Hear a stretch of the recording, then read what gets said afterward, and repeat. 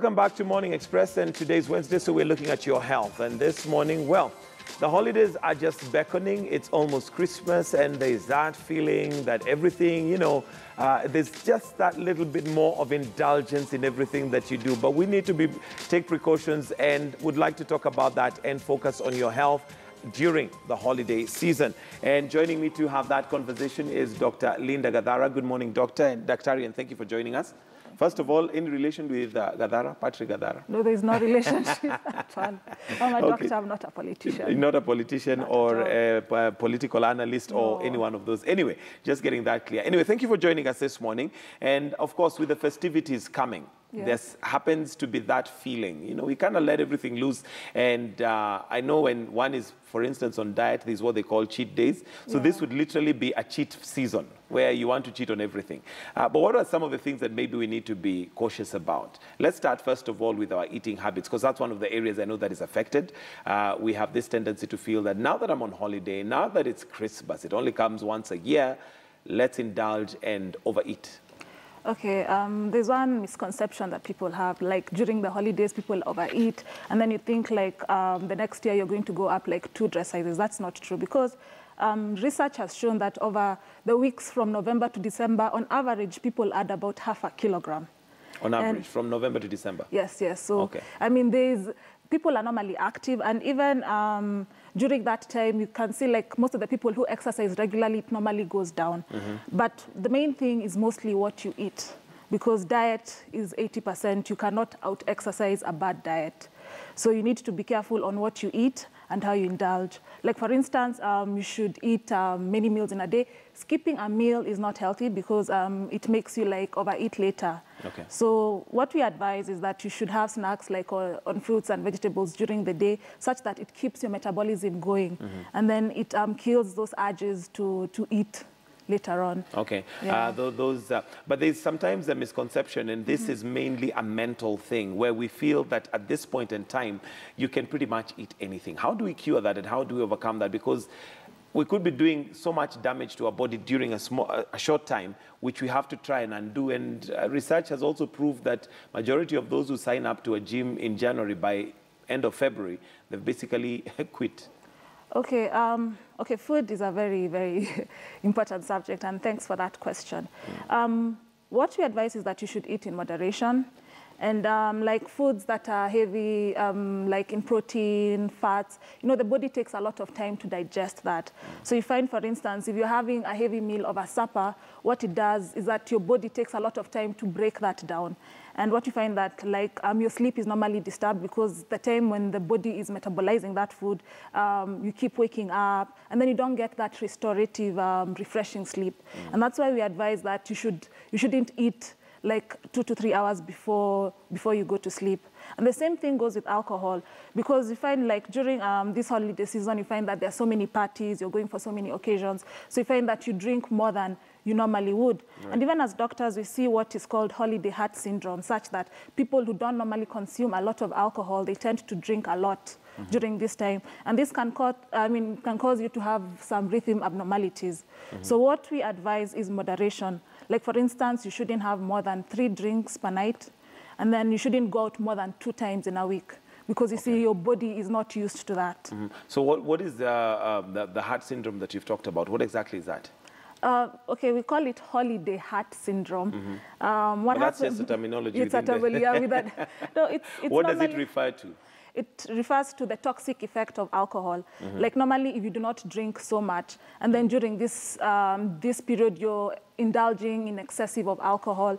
So what happens, the alcohol itself can actually be toxic to the cells of the heart, and this can cause rhythm abnormalities. This is normally like transient, which is not permanent. But most of the time, if you find someone is drinking so much, it can cause other diseases. Okay. Yeah, so it's not unusual for people to get this, we call them arrhythmias, abnormal heart rhythms during this season. And is it fatal? Is it something that one should worry about, or is it just a rhythm that hopefully goes back to normal from January? Okay, not from January. From when the festivities die No, down. I was saying those are the dangers of it, because you see your body is not used to having that much. Because during Christmas you'll have like maybe so many parties, so you don't have to go for everything. I mean, you don't have to be that type E personality that has to go to everything and do everything. So everything, it's all about moderation. Okay, Yeah. so indulgence on a low and moderation. There's also the food that we eat, but the other thing that happens while we are on holiday in this particular season is traveling. Yes. And as we are traveling, maybe there are those things that we need to be wary about depending on where you're traveling from and to. Maybe just to highlight some of the diseases that we should be looking out for when we're traveling. For instance, if you're traveling from Nairobi maybe to an area where there is malaria more than, in Nairobi, what are some of the things precautions that we should take? Okay, like if you're going to Mombasa, okay, normally we take what is called anti-malarial tablets, and also sleeping under a mosquito net. And then you should also be concerned about things like water safety, because like where are you going to stay? Is there clean water? Do you boil your water? Is the water treated? Those are things that you need to look for. And then also food safety, like where you're going to stay, because most of these foodborne diseases, it's normally from how the food is prepared. And like, for instance, if you're doing like international travel, like, okay, in Kenya now it's warm, it's hot, but in other countries it might be cold. So you might need to get a vaccine, you might need to get a flu vaccine. So depending on where you're going, I'd advise you see your physician, and then you get the appropriate, travel advice, depending on your age, your lifestyle, and what you do. Okay. Yeah. Now, when you're going to areas where there is mosquitoes, in big numbers, let me say, do mosquito repellents work? We tend to feel like some of these things that foreigners use, but we don't need them. Okay, one thing that is good with us, it's like, when you stay in an endemic place, your body sort of develops resistance, right, such that maybe you may not get malaria, but if I'm traveling from overseas, I may be able to get malaria. So normally when people are traveling to endemic areas, it would be nice to take prophylaxis, to take the anti-malarial. And that is available over the counter? Yeah, over the counter. Okay. Yeah. Do I just go and ask for prophylaxis? I may not remember that term. Anti-malaria. Yeah, anti-malaria, sorry. Okay. What other diseases might one be cautious about? For instance, you've talked about drinking water and preparation of food. There are people who have more resistance than others. You'll find there are some people who will eat the same food, some will react, others will not. Okay. What precautions should I take? Okay, mostly it's like with food, like if you're eating at a buffet, like food should not stay out for more than 2 hours. That is when the bacteria can become harmful and you can cause those foodborne diseases. You should refrigerate food immediately, and then you should also cook food until it is properly cooked. You should prepare the meals carefully, and then things like meat and eggs and seafood, you should not mix them with now fresh foods. Like you should clean the counters completely. It's basically food hygiene and how you handle the food. Okay.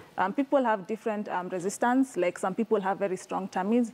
Like I'm sure like street people, they never get sick, but you try eating without washing your hands. And even something simple like hand washing. Hand washing is very important.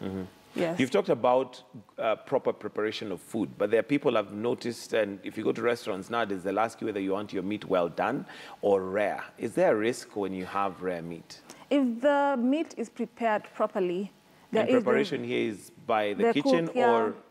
Okay. No, but even then, the meat undergoes standards. Normally, they test the meat. Yeah, it needs to be checked. But if it's cooked properly, then there are even people who eat raw food, like sushi, and nothing happens. So it's all about food hygiene. Okay, and even with beef, there's nothing wrong with having raw beef?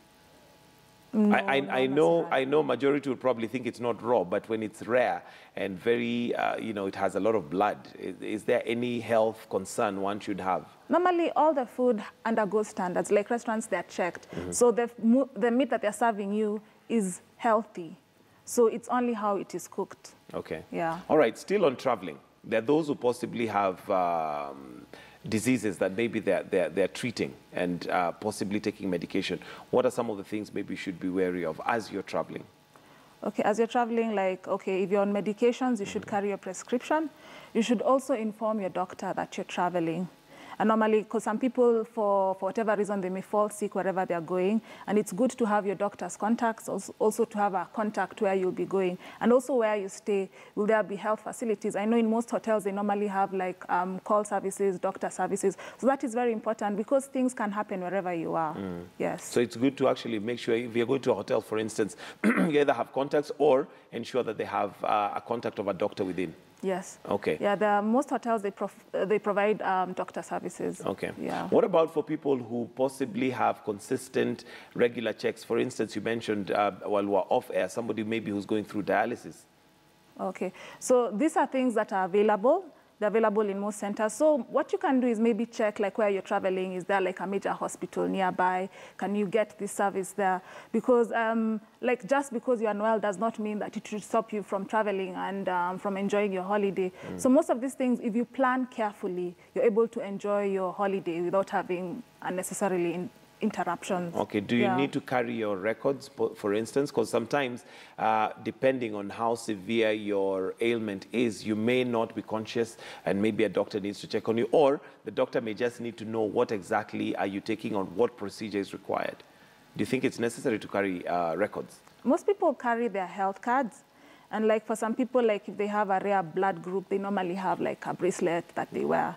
So normally if you have a condition, that you're normally educated on what to carry, but it's good to have your health card with you. Okay. Yes. Another area which, and this is based on experience, is allergies. One may travel and find that, for instance, there are certain things that they've used in the food that doesn't go down well with you, and how to handle it. And I'll give you an example. There's a time we traveled and a friend had an allergy to seafood but was not aware. And it was a pretty severe allergy to a point where, at the point where he took just a bite of something and reacted very suddenly could not breathe. None of us knew what to do. Here you are in a foreign country. How does one ensure that that doesn't happen? Because it can be very scary. Okay, allergy, that's a very good question because, some allergies, it's very difficult to test and you won't know unless you experience or unless and sometimes that experience is while you're there. While you're there. Okay, like I said, in most facilities, they normally have emergency services. They have a first aid box. And this contains like essential drugs, like you can use in case of an emergency while you're trying to get the person to hospital. So that is normally provided for. So make sure whoever you're traveling with has those emergency and first aid services available. Yeah, because sometimes you cannot predict when you're going to have it. But if you have a propensity of getting allergies, and even with most prescriptions, they normally ask, do you have any allergies? Because when you're allergic to one thing, it can make you get allergic to something else. Okay. Yes. And for those who possibly would have somebody within their company that has an allergy, is there a way of telling this is an allergy, number one? Number two, what is the best way of doing, for instance, in quotes, first aid? What do you do?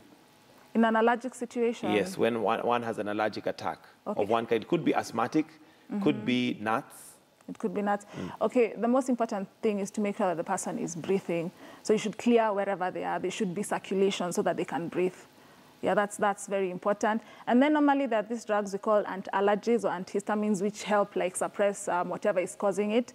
And then during that time, that's when you should call the emergency services, because sometimes it's difficult to tell exactly what is what. Okay. Yeah, because at that point you need to go to a health facility. Yeah. Okay, but is there like a formula or system that one administers first aid for an allergic reaction? Because you see, if somebody's choking, really, you can tell that they're choking and maybe you know what to do. But now with allergies, it becomes difficult, depending on how conscious they are or how able they are to communicate, to know that this is actually an allergic reaction. Is there a way of knowing that this is an allergy? Normally, people get hot flashes. I mean, they get flashed, and then you see them getting what we call red spots all over, and those are signs of allergy. They start getting itchy, and it's mostly the itchiness. Yeah, and they're becoming red. That's how you know it's an allergy most of the time. Yeah, and if it's food allergy, they start swelling. You can see like their face will swell and all that. Okay. Yeah. Now, precautions for somebody maybe who may be making an international trip. Because locally, we know maybe it's either you're dealing with malaria, maybe you're going to areas, and you may be familiar with what may be the problem in that places. But what are some of the things maybe we should look out for if you're making a trip abroad? Abroad, it's mostly the flu vaccines because these things are airborne. And like when you're taking a flight, you don't know who you're taking it with. And I've had instances where patients they've come from long flights and they develop symptoms. So normally within the airline, they have the precautions that they take.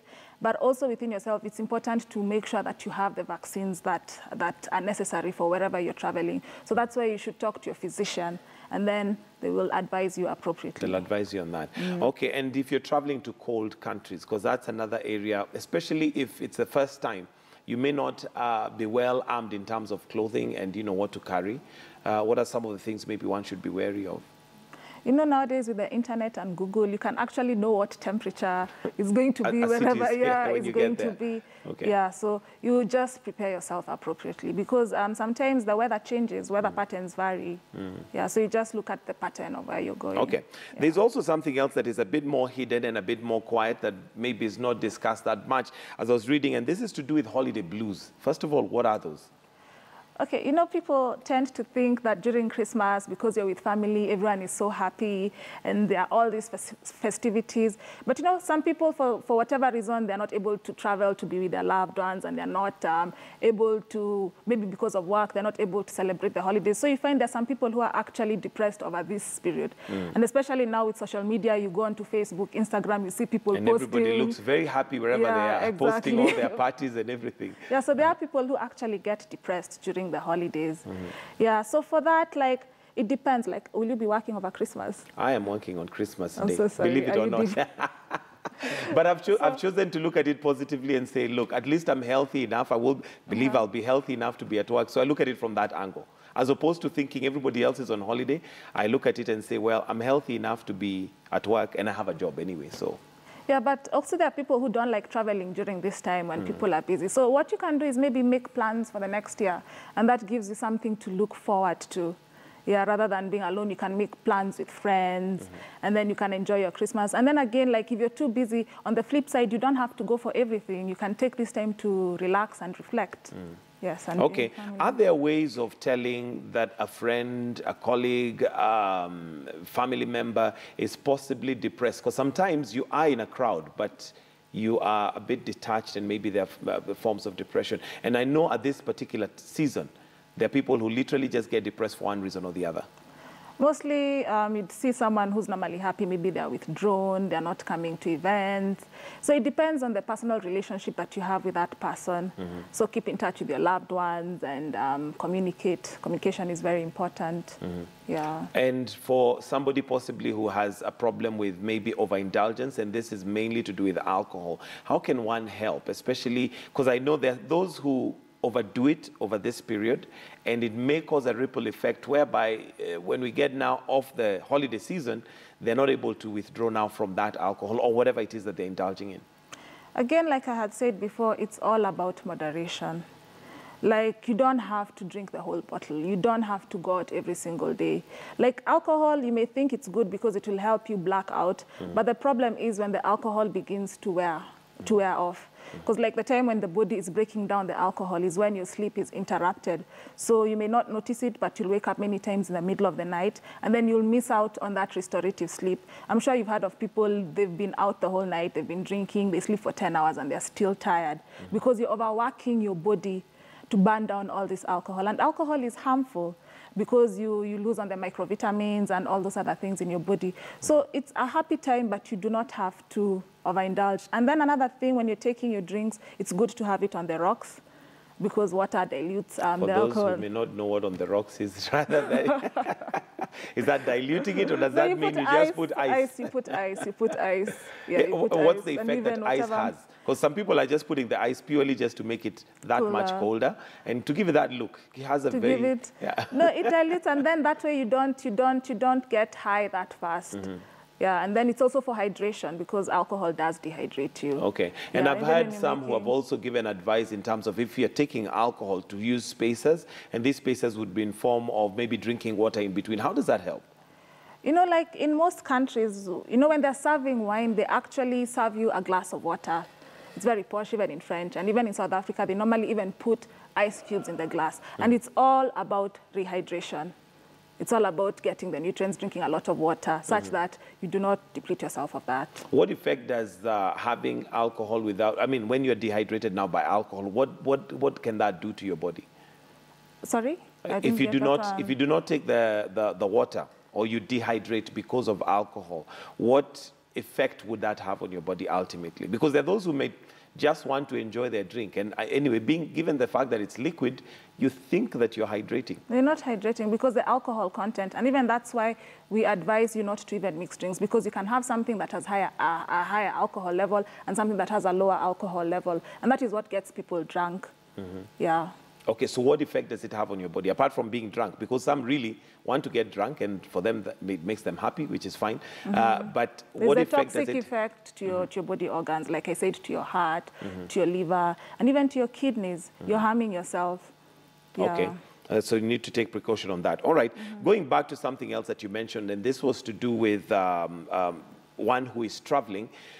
In terms of now, when you're, for instance, somebody who has asthma, there are times you have the nebulizer. Is it called the nebulizer? The nebulizer. Yes, the nebulizer. And maybe you forget it. How does one go about that, especially if you're in an area where they don't have the particular one that you use? Okay, that is a very good question.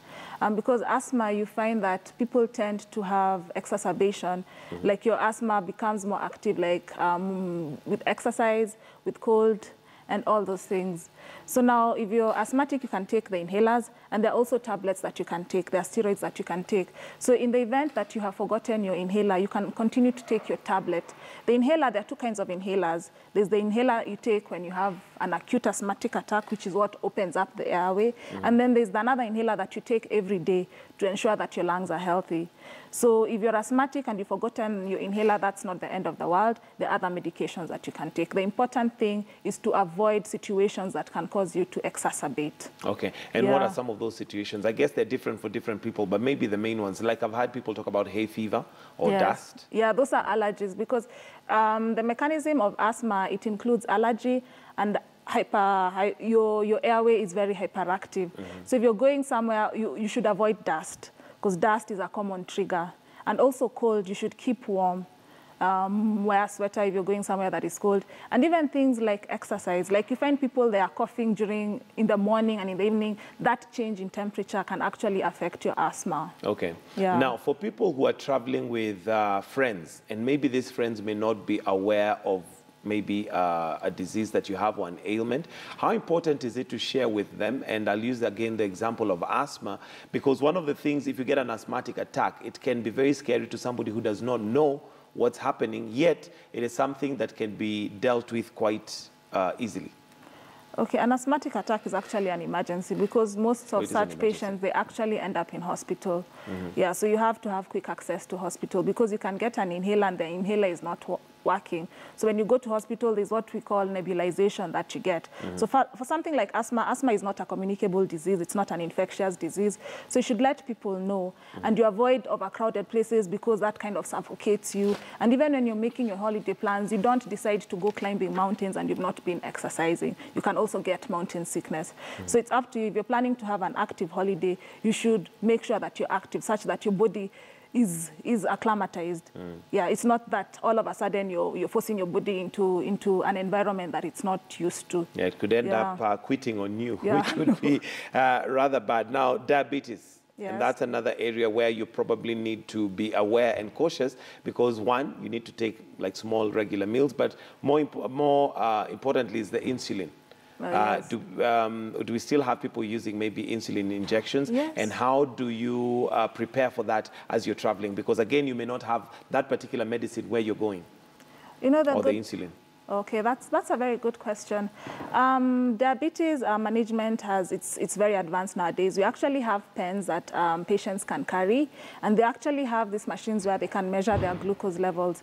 So with insulin, the most important thing is refrigeration of the insulin. So wherever you go, there are coolers, there's somewhere you can store so that the drug does not get spoiled. And there are also other ways of treating diabetes. There are also tablets that you take. And most diabetics, they know how to control their diabetes. They know what to eat. I know during this festive season, you may not be making your own meals, and you might be going somewhere and you eat what is available there.